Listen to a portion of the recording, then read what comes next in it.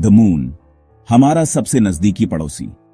ये एक ऐसा स्थान है जिसने सदियों से ह्यूमन इमेजिनेशन को मोहित किया है। सदियों से हम इसे देखते आ रहे हैं, इसके रहस्यों को समझने की कोशिश कर रहे हैं, सपने बुनते आ रहे हैं कि कब हम इसकी सतह पर कदम रखेंगे।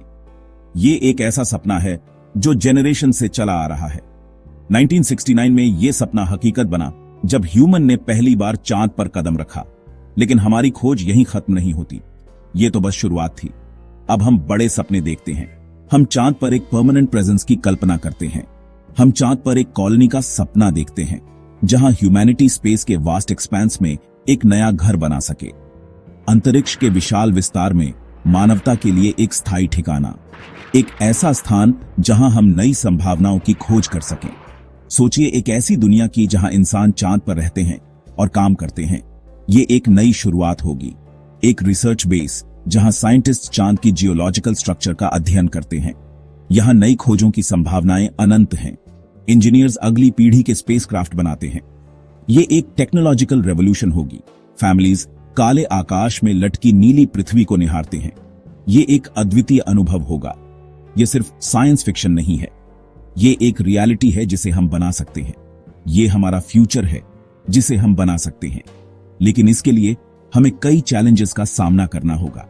लेकिन चांद एक हार्श प्लेस है। यहां लाइफ आसान नहीं होगा। यहां सांस लेने के लिए हवा नहीं और लाइफ को मेंटेन करने के लिए कई चैलेंजेस हैं। सूरज की खतरनाक किरणों से कोई प्रोटेक्शन नहीं, और ना ही आसानी से मिलने वाला खाना या पानी हमें इन सभी प्रॉब्लम्स का सॉल्यूशन खोजना होगा। चांद पर रहने के लिए हमें इन चैलेंजेस का सामना करना होगा। हमें नई टेक्नोलॉजीज का विकास करना होगा। हमें अनुकूल होना होगा और नई डिस्कवरीज करनी होंगी ताकि हम चांद पर लाइफ को पॉसिबल बना सकें। ह्यूमन टैलेंट की सीमाओं को तोड़ना होगा। ये एक महान चैलेंज होगी। ये कहानी है कि हम वहां कैसे पहुंचेंगे। ये एक जर्नी है जो हमें नई ऊंचाइयों तक ले जाएगी। कैसे हम चांद पर कॉलोनी के सपने को हकीकत में बदलेंगे। ये मानवता के लिए एक नई सुबह होगी। अपोलो मिशन के बाद से हमने कितनी दूरी तय की है सोचो। उस वैक्टी से लेकर अब तक हमने मून के बारे में अपनी समाज को कितना बढ़ाया है और नए टेक्नोलॉजीज को डेवलप किया है। आज हमारे पास रोबोट्स हैं जो मून की सरफेस को एक्सप्लोर कर रहे हैं। ये रोबोटिक मिशंस ह्यूमन मून के बारे में इनवैल्यूएबल इंफॉर्मेशन दे रहे हैं, जैसे कि हम वहां खुद घूम रहे हो। ये रोबोट्स मून के क्रेटर्स और माउंटेन्स का मैप बना रहे हैं।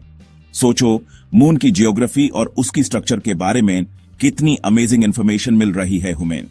ये रोबोटिक एक्सप्लोरर्स मून पर हमारी आंखें और कान हैं। ये मून के एनवायरनमेंट के बारे में वैल्यूएबल इंफॉर्मेशन प्रोवाइड करते हैं और different types of data collect करते हैं, जैसे हम वहां खुद मौजूद हो। और हमारे पास ऐसे रॉकेट्स हैं जो हैवी पेलोड को ऑर्बिट में ले जा सकते हैं। ये रॉकेट्स ह्यूमन मून पर और भी बड़े और कॉम्प्लेक्स मिशंस भेजने की परमिशन देते हैं। इमेजिन करो कितना बड़ा स्टेप है ये। स्पेस ट्रैवल की कॉस्ट कम हो रही है, जिससे लूनर मिशंस ज्यादा पॉसिबल हो रहे हैं। इससे साइंटिफिक और कमर्शियल दोनों टाइप्स के मिशंस के लिए नए अपॉर्चुनिटीज खुल रहे हैं। कितना एक्साइटिंग है ना। 3D प्रिंटिंग टेक्नोलॉजी भी रैपिडली आगे बढ़ रही है। ये लूनर रेगुलिथ मून पर पई जेन वाली डस्ट और रॉक का यूज करके मून पर स्ट्रक्चर्स बनाने की कैपेबिलिटी प्रोवाइड करती है। सोचो मून पर अपना घर बनाना। लेकिन ये तो बस पहला स्टेप है। ह्यूमन अभी भी बहुत कुछ सीखना और समझना बाकी है। ये जर्नी अभी शुरू हुई है। एक परमानेंट लूनर कॉलोनी बनाने के लिए ह्यूमन आगे बढ़ने की जरूरत है। ह्यूमन मून पर लॉन्ग टर्म रहने के लिए जरूरी रिसोर्सेज और टेक्नोलॉजीज का डेवलपमेंट करना होगा। इमेजिन करो मून पर अपना घर। ह्यूमन ऐसी टेक्नोलॉजीज को डेवलप करने की जरूरत है जो ह्यूमन जमीन से दूर रहने और मून पर लाइफ को मेंटेन करने में मदद करें। ये कितना फैसिनेटिंग है। मून द्वारा प्रोवाइड किए जाने वाले रिसोर्सेज का यूज करने की परमिशन दें। ये ह्यूमन मून पर एक परमानेंट और सेल्फ सफिशिएंट कॉलोनी बनाने में मदद करेगा। सोचो एक दिन हम मून पर बस सकते हैं। दोस्तों चांद पर एक बहुत बड़ी समस्या है। वहां का एटमॉस्फेयर बहुत ही पतला है, ऑलमोस्ट न के बराबर। इसका मतलब है कि हमारे प्यारे अर्थ के एटमॉस्फेयर जैसी प्रोटेक्शन वहां नहीं है जो हमें सूरज की खतरनाक रेडिएशन से बचाती है। ये रेडिएशन हमारे हेल्थ के लिए एक बड़ा खतरा है, जिससे कैंसर और दूसरी बीमारियों का खतरा बढ़ जाता है। सोचिए कितना डरावना है ना। लेकिन घबराइए मत, हमारे पास कई सॉल्यूशंस हैं जिन पर हम काम कर रहे हैं। एक तरीका है जमीन के नीचे घर बनाना, चांद की केव्स या लावा ट्यूब्स का यूज करके। इससे हम रेडिएशन से बच सकते हैं। दूसरा तरीका है advanced radiation shielding material develop करना, जिसे हम अपने घरों के कंस्ट्रक्शन में यूज कर सकें। और सोचिए, हम रेडिएशन रेजिस्टेंट क्रॉप्स भी डेवलप कर सकते हैं ताकि हम वहां खाना उगा सकें। और हां, हम ऐसे स्पेस सूट्स डिजाइन कर सकते हैं जो हमें रेडिएशन से और भी बेहतर तरीके से प्रोटेक्ट करें। दोस्तों, चांद पर लॉन्ग टर्म ह्यूमन प्रेजेंस के लिए रेडिएशन चैलेंज को ओवरकम करना बहुत इंपॉर्टेंट है, और हम ये कर सकते हैं।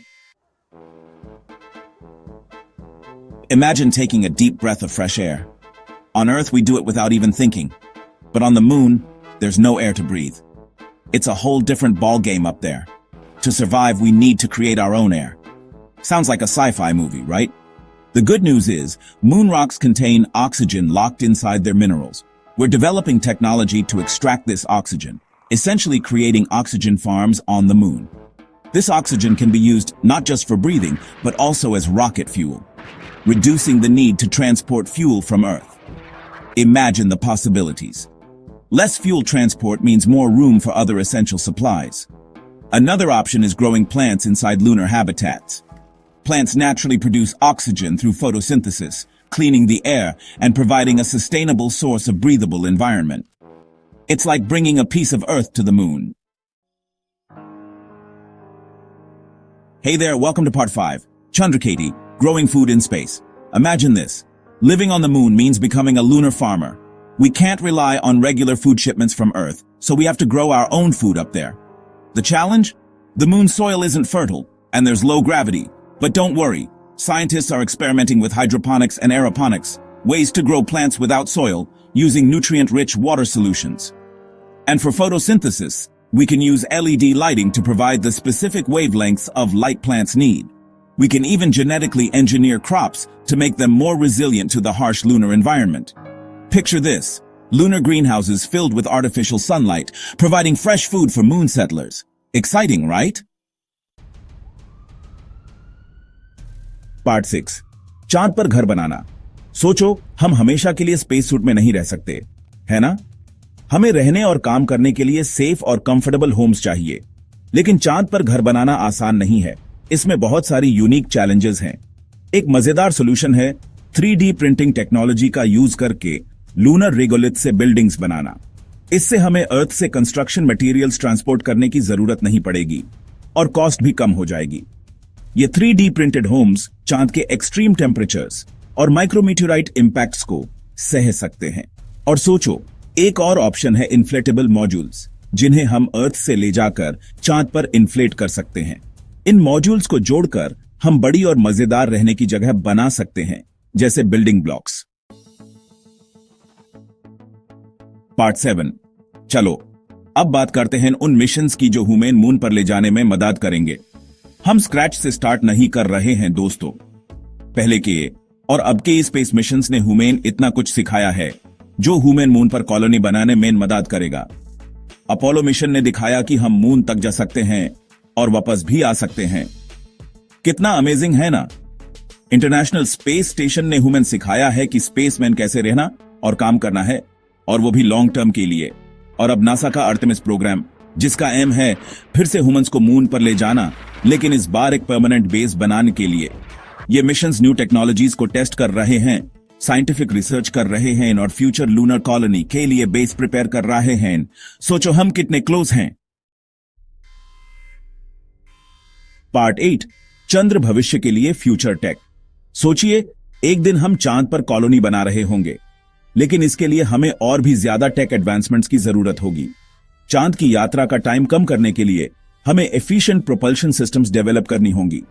इमेजिन, चांद तक पहुंचने में बस कुछ ही घंटे लगे, और फिर फ्यूजन पावर चंद्र आवासों के लिए एक सस्टेनेबल एनर्जी सोर्स प्रोवाइड कर सकती है। सोचिए, unlimited energy.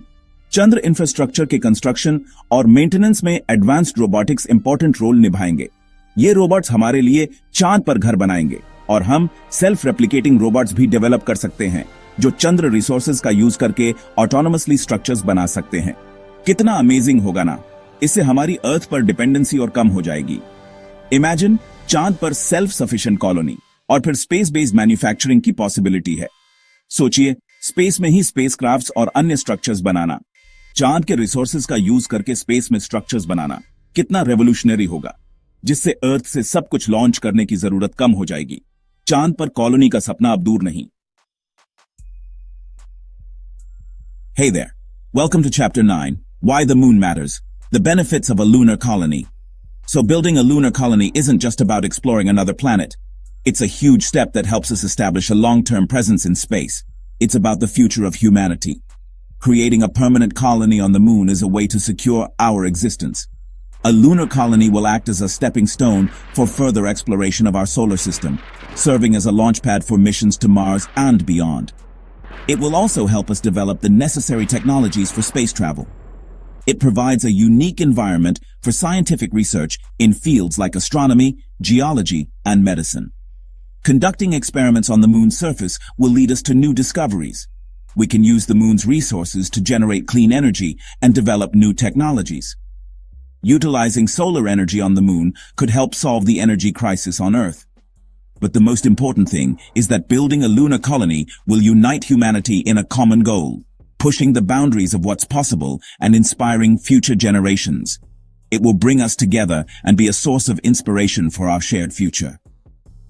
The moon isn't the destination. It's a symbol of a new beginning. This is just the start. Our dreams have no limits, and a lunar colony is the first step towards those unlimited possibilities.